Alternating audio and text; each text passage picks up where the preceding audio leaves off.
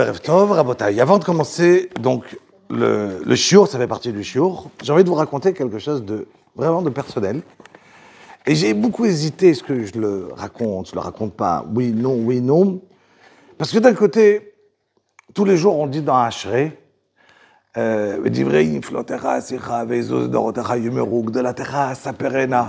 ça veut dire tous raconter les nissim d'Akadosh Baruch. Le problème, c'est quand ça t'arrive à Nes, et que tu ressens le Nes tellement fort, tu as envie de l'hurler, de le raconter, mais des fois, le Nes, il est perso. Donc, tu n'as pas envie, mais qui t'a permis de le garder quand il est personnel. Et donc, d'un autre côté, tu veux le raconter, parce que tu veux dire, Akadosh Baruch Hu, ouais, perso Nes. Non, c'est moi qui me suis plié à moi-même.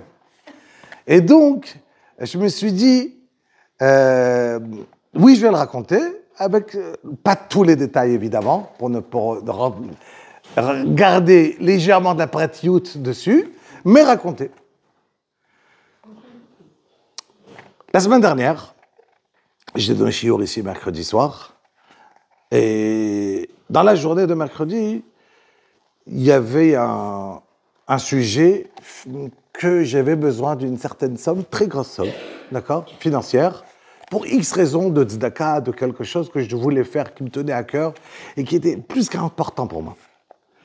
Et quand je vous dis, vers les 5h, 5h30 après-midi, je parlais avec ma fille, qu'est-ce que je fais? Je commençais à avoir un petit peu un stress et inquiet, et j'avais aucune solution. Aucune. Rien. Mais rien en tête. J'ai personne qui doit mourir, qui va m'offrir son héritage. Je n'ai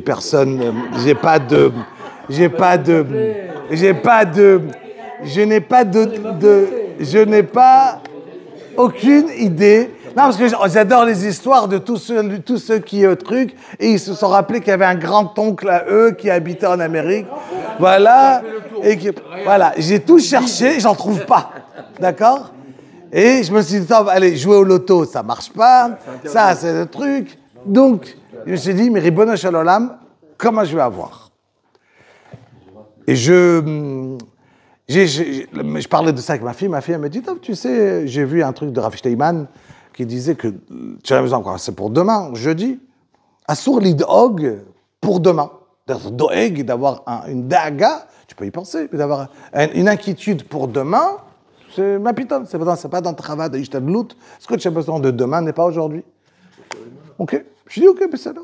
Tu as raison, et je pensais à ça, mais je dis, mais il faut bien que je trouve une solution. Je suis parti dormir sans aucune solution, mais pas inquiet, en attendant de me réveiller, d'attendre Yeshua Hashem. Je me réveille. J'ouvre la porte. J'ai un paquet de $. Modani, Tilatadaim. Et je prends mon téléphone et je vois un texto qui m'est arrivé à 3h30 du matin.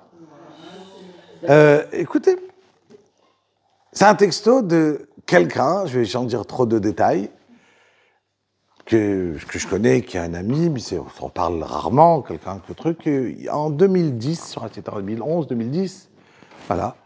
Il était venu chez moi j'habitais Bonneuil, il est venu me voir à la maison, et il était jeune marié, étudiant en médecine, finissait médecine, et il devait me parler sur un truc, ok, on s'est parlé, très bien. Et moi, en sortant, je le vois prendre son casque, qui était venu en moto, son casque et son blouson, mais qui avait l'air un casque de vélo. Je dis, attends, tu rigoles? Et je lui ai dit, tu rigoles, mais c'est avec ça. C'est dangereux, tu prends le périph', d'habiter au 19e, c'est dangereux. Ouais, c'est bon, tout va bien. Ok, je regardais. Moi, il y a quelques années, j'avais aussi une moto, et je partais, avant de donner shiur, ça me prenait, au 19e, je tenais avec Rav Ochana, le Beth Midrash, ça me prenait énormément de temps d'arriver en voiture, les bouchons, et j'ai pris une moto, j'ai regretté, c'était trop dangereux, j'ai laissé tomber. Et donc, j'avais un blouson, les blousons qui sont renforcés, avec le fer, le truc, un casque presque tout neuf. Je l'ai obligé, tu le prends. Pas passé une semaine, sur le périph', il s'est fait renverser, il est dans le coma, et il est sorti vivant après, grâce à ce qu'il a pris, qu'il était bien, un casque normal, protégé, et il est resté. Donc il est resté très longtemps dans le coma. Il s'est réveillé, il a eu des séquelles, et Baruch Hashem, au fur et à mesure, il est revenu à lui, entièrement. Et il est redevenu médecin, il travaille, tout va bien. Il est maintenant, oh, Baruch Hashem, tout va bien, merci beaucoup, Soudat Odaya, c'est extra. Je vous parle de ça il y a 13-14 ans. Cette nuit, quand je lui dis, mercredi dernier, je reçois de sa part un texto. Il me dit, voilà, désolé de t'écrire en pleine nuit, j'espère que ton téléphone il est éteint, mais je t'écris en pleine nuit parce que j'ai réussi à combattre le Satan, et elle dit, je voulais te donner une très grosse somme pour quelque chose, de tzedaka, de quelque chose, mais si j'attends demain matin, mon Yitzhara, il va encore une fois me faire que je ne vais pas les donner. Donc je t'écris en plein milieu de la nuit, comme ça, tu m'appelles demain matin, comme ça tu peux le recevoir. J'en revenais pas. Je dis, c'est impossible. J'étais... Tu sais que tu as raconté cette histoire de moto. Ouais, mais celle-là, elle vient d'arriver. Non, ça non, mais toute l'histoire de la moto, tu m'as déjà raconté. Ouais, tout à fait. Mais la suite, je ne la connaissais pas. Non. Peut-être une arrête de suite. La suite, elle est très belle. Je te donne comme ça. J'ai dit à Alvaï que j'en arrive prochaine. Je vais donner mon adresse. Non, mais regardez un petit peu. Comme je vous dis, le jour d'avant, j'étais en train de réfléchir. Mais d'où je ne voyais pas une possibilité d'une ouverture. C'était impossible. Et regardez comment Kadosh Baruch Hu fait. Et je l'appelle. Et il me dit, un virement instantané, hein, c'est sur place. Tu veux vérifier, c'est rentré? Sur place. J'en n'en revenais pas. Exactement ce que j'ai besoin. Exactement. Quand je te dis, j'en ne revenais... j'étais... Et je voulais pas le garder pour moi. Mais d'un autre côté, il faut le raconter. Non, je voulais pas le raconter. Parce que c'est perso. D'un autre côté, je dis, comment tu as le droit de garder une histoire pareille, d'accord, qui est tellement forte de Emouna, et remercier Akadosh Baruch Hu. Et en plus, on se rappelle que comment remercier Hachem, c'est en demander encore, donc forcément, j'ai demandé encore.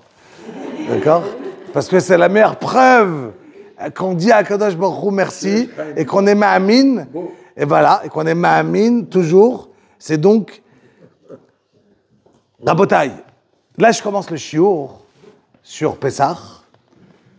Le shiur, il est basé sur la Emouna. C'est pour ça que je l'ai trouvé que ça reliait cette histoire-là avec ce qu'on parle. Est-ce que la Torah, elle vous a l'air logique? Si on prend la Torah et on te dit, la Torah, elle est logique ou pas? Tout le monde va dire que non, entre nous. Le Hémet, c'est pas logique, la Torah. D'accord? Oui, si je parle de Mishpatim, des lois, de Diné Mamonot, oui. Je parle des mitzvot qu'Akadosh Baruch Hu va mettre dessus la Emouna du Klal Israël. Est-ce que c'est logique de dire à quelqu'un de fermer son magasin Shabbat? Si tout fonctionne Shabbat, tu vas lui dire, sois ma'amin que tu as fermé ton magasin et Shabbat, c'est Mekor Bracha. Shabbat, c'est toute la bracha d'un être humain. Il va te dire, attends, moi j'avais un ami, comme je vous dis, j'enseignais à la fac d'Henri Mandor des shurim de Torah. Après, on l'a passé chez nous, je donnais des shurim là-bas. Un qui était un de mon élève, il devait devenir professeur. Mais son examen, il est tombé Shabbat. Il devait choisir oui ou non, il devenait toute sa présentation, c'était Shabbat. Il te dit, mais tu sais quoi, je suis d'accord de garder une semaine entière après, je vais la garder. Mais laisse-moi partir, je ne fais rien de mal. Mais non. Combien sont capables de rater leur année? D'accord. Voilà. Rater une année à la fac, de rater quelque chose en disant, mais non, c'est Shabbat, je ne peux pas. Combien de personnes vont te dire, ah, tu sais, déjà qu'ils vont partir, il n'y a pas très longtemps, une dame qui me dit, voilà, mon fils, il gagne tant et temps pour aller jouer au foot Shabbat. Qu'est-ce qu'on va faire? Il doit jouer Shabbat, mais il peut gagner des sommes énormes. Et ils ont besoin de cet argent. Comment on fait? Et ainsi de suite. Quand on parle de Shabbat, tu te dis, mais non, Shabbat, c'est Mekor Abracha.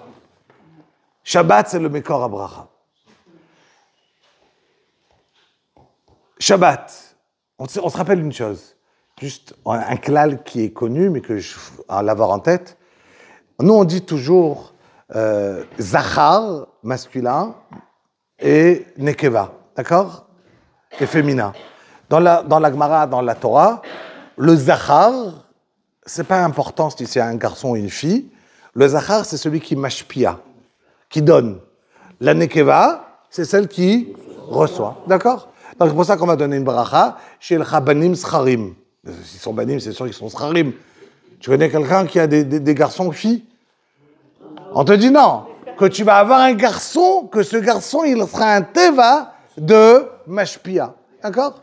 D'où la raison, si déjà j'en suis là, Akadosh Baruch Hu, il est Zachar ou Nekeva? Non, c'est pas. Alors, évidemment, Akadosh Baruch Hu, évidemment, Akadosh Baruch Hu n'a pas de corps. Puisqu'il n'y a pas de corps, il est ni Zachar, ni Nekeva. C'est pas les deux, il est ni l'un ni l'autre. Mais, quand je vais parler à Akadosh Baruch Hu, je viens dire Baruch Ata, je ne vais pas dire Baruch At. Pourquoi je ne vais pas dire Baruch At, je vais dire Baruch Ata? Qui Akadosh Baruch Hu mashpia, parce qu'Akadosh Baruch Hu, il est noten. Donc, il a le côté Zachar. Mais pas parce que Chas v'Shalom, qu'Akadosh Baruch Hu, il est Zachar. Mais Akadosh Baruch Hu, il est Zachar, dans le sens qu'il est mashpia. Il va te donner, d'accord? Donc, chaque chose qui va donner, c'est Zachar. Shabbat, c'est Zachar ou Nekeva? Pardon? Il nous a donné les Shabbats. Oui, mais le Shabbat, c'est quoi? Elle reçoit le Shabbat ou elle donne? Elle reçoit? Elle donne. Toute la bracha qu'on a dans la semaine, qui mekor aberacha. Donc ça veut dire que toute la bracha qu'on a dans la semaine, d'un côté, ça a l'air le contraire. Ça a l'air que tu travailles dans la semaine et Shabbat, tu ne travailles pas. Donc ça a l'air que Shabbat, tu vas lui donner. Tu vas t'asseoir, tu vas préparer pour Shabbat. Tu as l'impression de donner à Shabbat, d'accord? Mais Shabbat,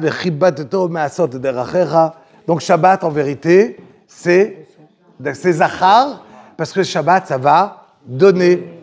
Très bien. Je continue à Rabotai.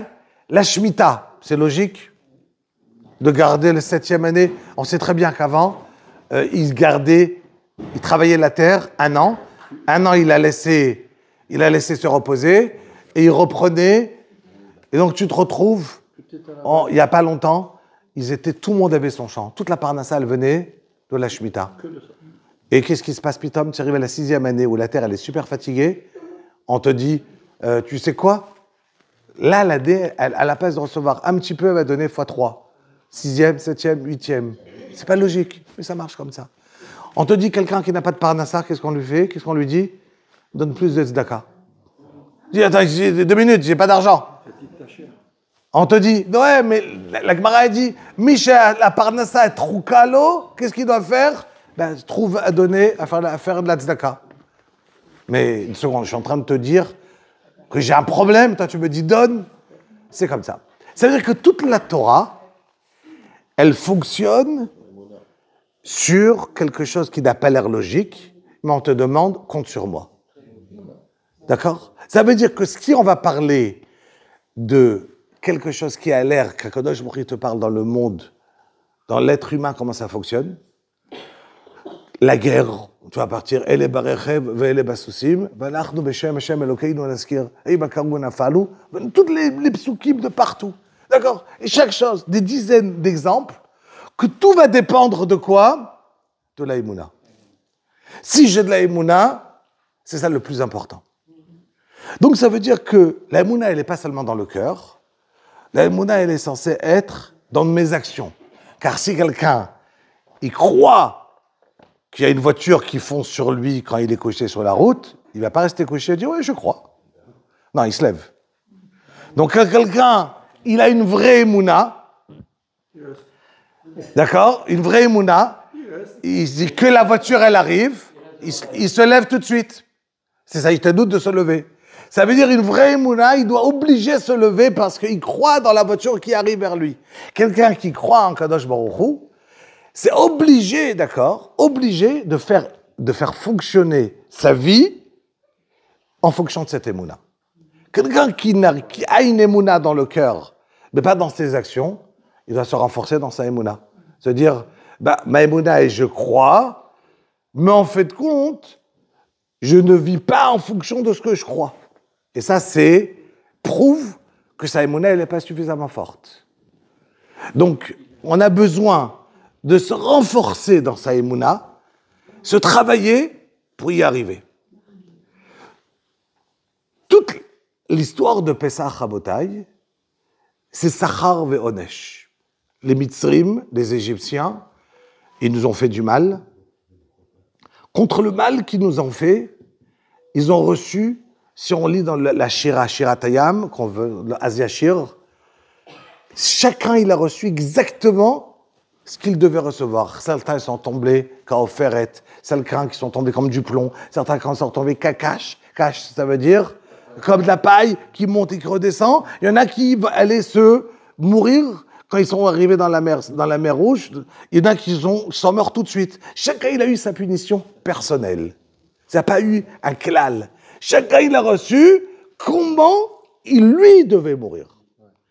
Akadosh Baruch Hu, il a ramené les 10 plaies en fonction de ce qu'ils ont fait. Ils nous ont fait souffrir. Dam, Tzfardea, Kinim, chaque détail, c'était en fonction de ça. Et on sait très bien que Bisrout Nashim Tzadkaniot, que grâce aux femmes qui étaient tzadeket, Nigalnu Mitzrayim. Mais je vous pose la question, mesdames, ils faisaient quoi, les femmes? Ils lisaient le Tehillim toute la journée? Non, il n'y avait pas de Tehillim. Ils faisaient quoi, de la Frashatrala? Il n'y avait pas de Frashatrala. Ils faisaient quoi? Mais quoi? Non. Il y avait quoi? Ils faisaient comment ils étaient? Qu'est-ce qu'ils étaient de tzadékot, les femmes? Ils faisaient quoi? Non, ils donnaient du courage aux hommes. Ils leur donnaient un petit espoir. Alors, Rabotai, je vous pose la question. Tout ce que vous dites est vrai, et je vais relever un point. Je vais relever un point. Rabotai, tout le monde sait que Yetziat Mitzrayim, on a souffert, et pendant 86 ans d'esclavage, ils ne voyaient pas la fin. Bimurad, qu'on a eu une prophétie qui disait que ça allait durer combien de temps? 400 ans. On est sorti plus tôt. Mais la prophétie, elle disait 400 ans. Am Israël, ce que vous avez, il pouvait imaginer une maman qui est capable d'avoir un enfant, et tu lui dis, ton enfant, il va être ou jeté dans le Nil, ou bien il sera mis dans les briques de Paro, ou bien il sera égorgé parce qu'il tuait chaque jour 150 enfants pour pouvoir se baigner dedans. Quelle femme voudrait avoir des enfants dans une situation pareille? Qu'elle sait que maximum, s'il a réussi à s'en sortir, à ne pas partir dans les briques ou à être égorgé, maximum, il devient un esclave. C'est-à-dire, au meilleur des cas, il devient esclave. Quelle maman voudrait avoir des enfants dans un cas pareil? Qu'est-ce qu'eux, ils ont dit? On s'en fiche. Akadosh Baruch Hu, il m'a demandé d'avoir des enfants. C'est pas mon rôle. Et donc, qu'est-ce qu'ils ont fait? Ils sont venus vers leur mari avec le Marot Hatzovot. Ça, c'est la conséquence. Comment ils ont fait pour y arriver? Mais quel mari voulait dire aller vers sa femme quand il revenait après, 16 heures d'esclavage? Ça ne l'intéressait pas. Et ces femmes-là, ils sont partis en disant, nous, on n'a pas besoin de faire un cheshbon. Nous, on ne doit pas calculer qu'est-ce que Hachem, il veut. Moi, Hachem, il m'a demandé aujourd'hui que je dois avoir un enfant. Je dois avoir. Chizkiyahu Ameler, tout le monde connaît l'histoire. Il n'a pas voulu se marier. Pourquoi? Parce qu'il a vu dans le roi HaKodesh que ses enfants, ils seront des grands Réchaïm. Et c'est vrai. C'est devenu Ménaché que peut-être il n'a pas de relais que l'Olamaba, son fils. Il fait partie des pires rois du peuple juif. Qu'est-ce qu'il a dit? Je ne me marie pas. Ishayahu Hanavi, il est venu, il lui a dit, Chizkiyahu HaMelech, Be'adei kavshei derachamana, la malach. Qui t'a permis de rentrer dans les comptes du bon Dieu? Hachem, toi, tu as vu dans ta prophétie, dans ta névoie, que tu auras un enfant rachat. Et alors? Hachem, il a écrit, pour vous, tu dois avoir des enfants. Tu as le droit de pas te marier. Qui t'a permis? Il lui a dit, est-ce que Amélar, ok, alors je me marie avec ta fille, et peut-être on aura effectivement plus de scrutin entre toi, tu es le Navi, et moi, je suis Chizkiyahu HaMelech, tellement grand tzaddik, peut-être on aura des enfants de tzaddikim. Ça a marché? Ça n'a pas marché. Si, à la fin, il fait tchouva. Et peut-être il n'a pas été accepté. Un des deux, il est mort. Et Ishayahu HaMelech, c'est lui qui... Et Benaché, c'est qui a tué le Navi? C'est Benaché.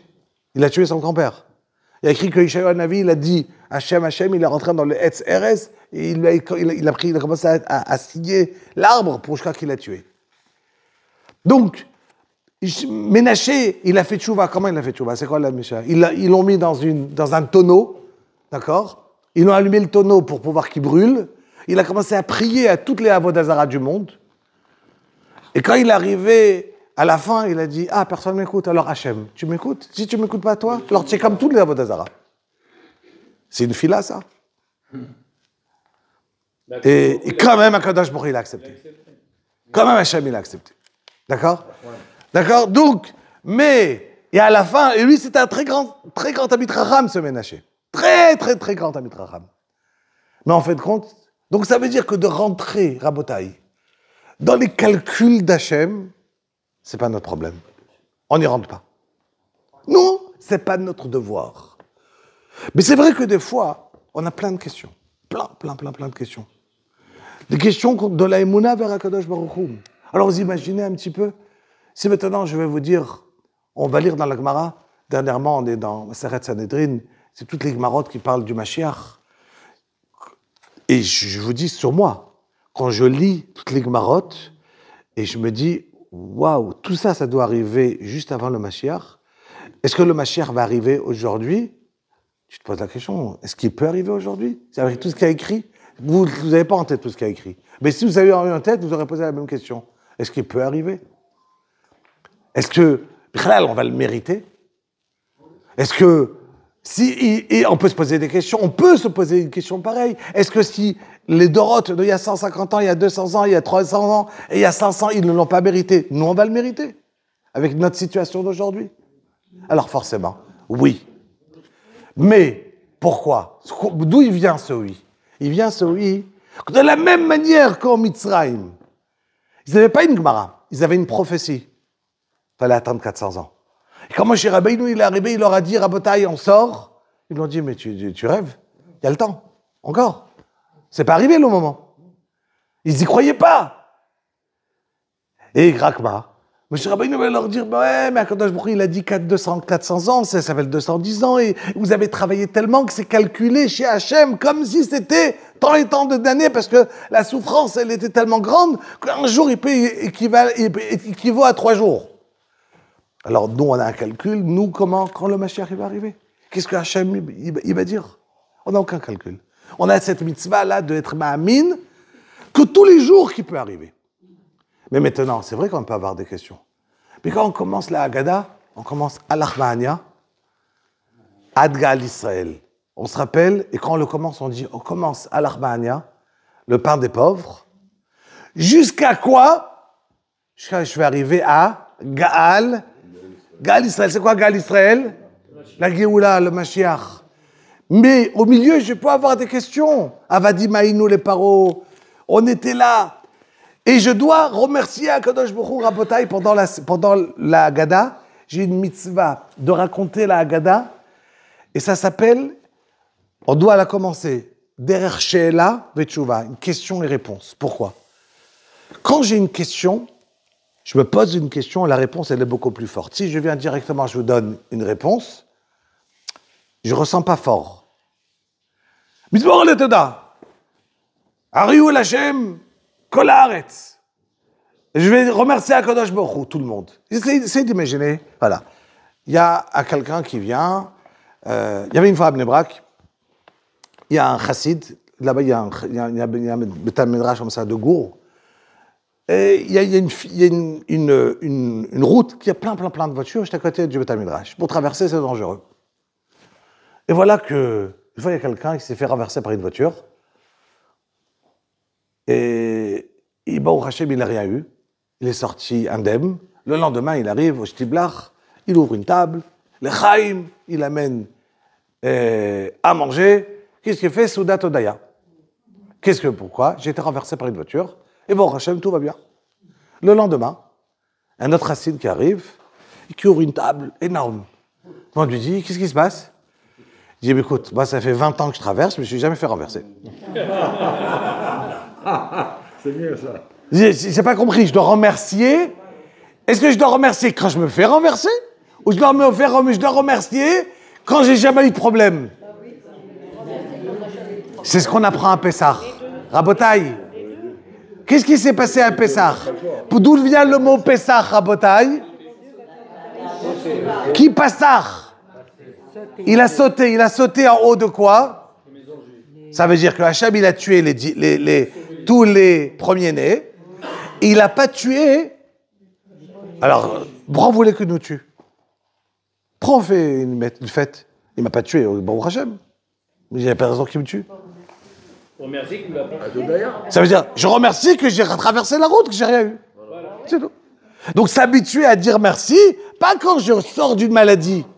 Pas quand je sors. Quand je dis Mizmor Letoda, je ne dois pas dire Mizmor Letoda parce que Baruch Hashem, et j'ai eu plein de problèmes et je me suis sorti. Mais Mizmor Letoda, que j'ai rien, que tout va bien. Et encore plus grand que quand j'ai eu un problème. Pourquoi j'ai besoin d'avoir le problème pour pouvoir remercier?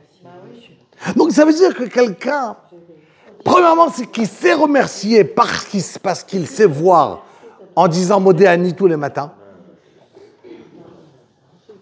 Et deuxièmement, Rabotaï, le plus important, dans 5 minutes on a fini, le plus important, Rabotaï, c'est de savoir voir le Gal Israël quand je suis dans l'Armania, quand je commence le pain des pauvres, et que je sais que j'ai du noir en face de moi, et je sais déjà voir la suite. Et dessus, je vous raconte une histoire, parce que ça, on a fini. Il y a un Rav, Rav Israël Shapira, Rav, qui était le Hadmour de Blojov, et il a atterri, en fait, dans les camps,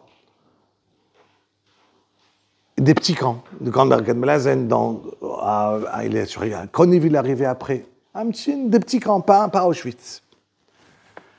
Le dernière année, 1945, Erev Pessah,